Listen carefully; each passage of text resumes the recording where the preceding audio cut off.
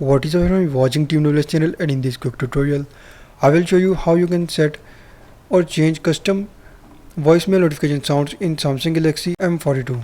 Before diving into this video, if you are new on this channel, just don't forget to subscribe and also hit the bell icon for more latest videos. So to change notification sounds in Samsung Galaxy M42, first of all you just need to go to call settings. So simply just open call settings and then follow every single step as I'm showing you in this video.